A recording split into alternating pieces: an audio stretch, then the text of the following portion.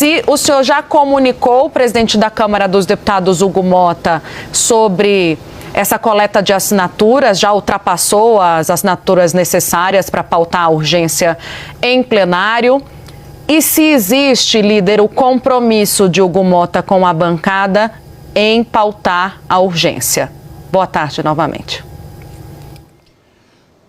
Boa tarde, Tainá. Boa tarde a todos os assinantes da CNN.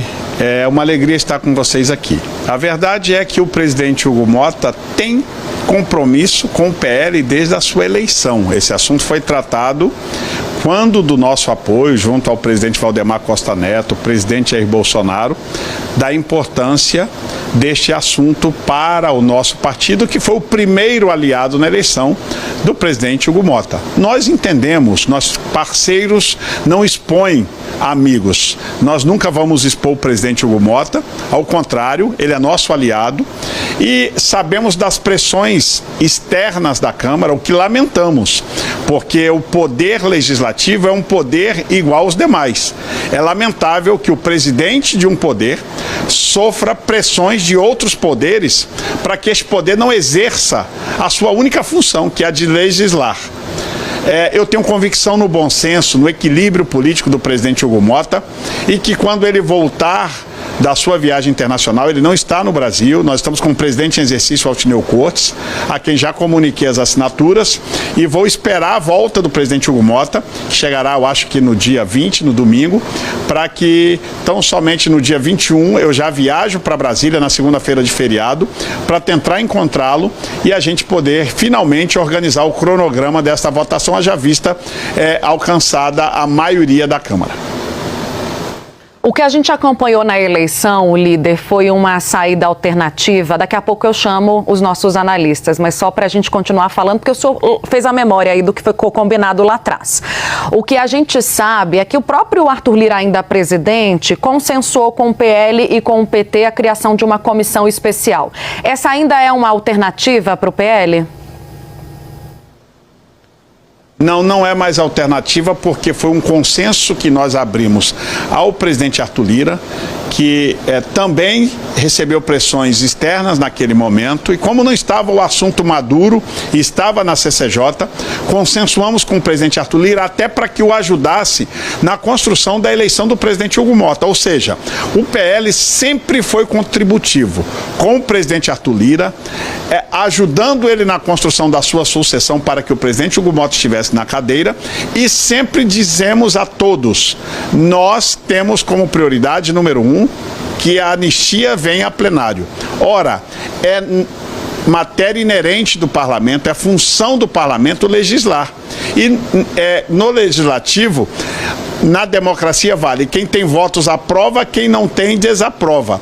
A gente não pode se furtar a fazer justiça a essas pessoas. Eu tenho convicção no bom senso do presidente Hugo Motta, nos acordos feitos anteriormente. Quando ele voltar, essa matéria estará na pauta e em poucas semanas nós vamos finalmente fazer justiça aos injustiçados do 8 de janeiro. Pedro Venceslau, falando direto de São Paulo.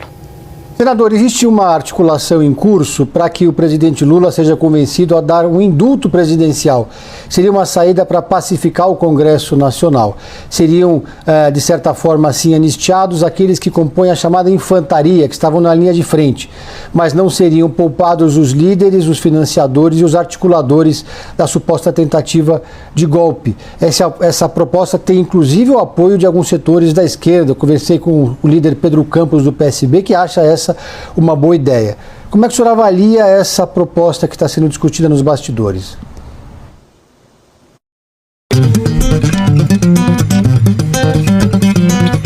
Duas chefes.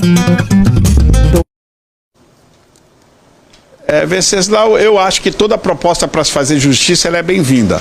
Eu não acredito no bom senso e na esquerda, porque eles, quando a anistia foi para eles, no passado, todos lutaram, foram às ruas, mas o que nós temos recebido por parte do governo em especial são afrontas constantes. Inclusive agora, ao longo desta manhã que eu estou aqui na sede do PL no Rio de Janeiro, pessoas, teve um parlamentar que retirou a assinatura e eu já soube que o governo está pressionando parlamentares que assinaram a retirar assinaturas. Ora, se um governo diz estar pensando e avaliando dar algum tipo de anistia a algumas pessoas, ele jamais deveria estar pressionando para a retirada de assinaturas. Essa é a prova do digital, do ódio mortal que a esquerda tem contra quem pensa diferente, quem é de direita, quem é conservador. Nós aqui só queremos justiça e entendemos, inclusive, que quem depredou o patrimônio público deveria responder pelo crime especificamente. Agora,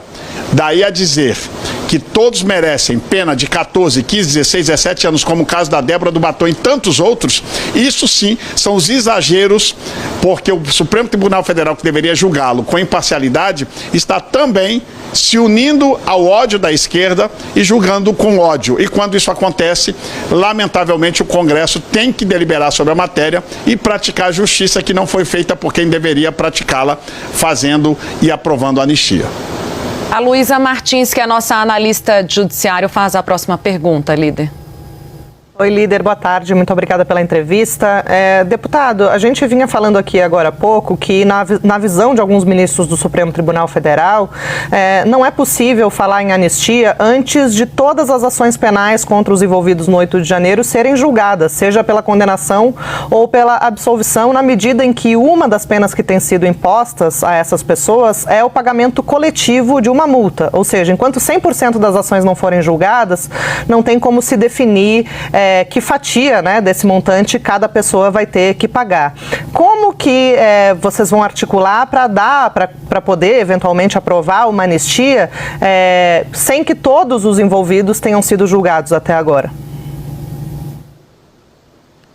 Como é triste ver a Suprema Corte usar desse tipo de argumento, esta mesma Suprema Corte que já tem 2 votos para condenar a Débora, condenando-a a 30 milhões de reais de multa. Ora, somado todos os prejuízos causados por todos que depredaram os patrimônios públicos, é algo em torno de 23 milhões de reais que foi o que foi gasto. Só para uma pessoa, o exagero é tamanho, que deram 30 milhões de multa e já tem 2 votos favoráveis a esta multa absurda. Deputado, este, mas tristemente, essa multa... é mais um Deputado, desculpa, é que essa multa não é individual para Débora, é uma multa que vai ser dividida entre todos os condenados.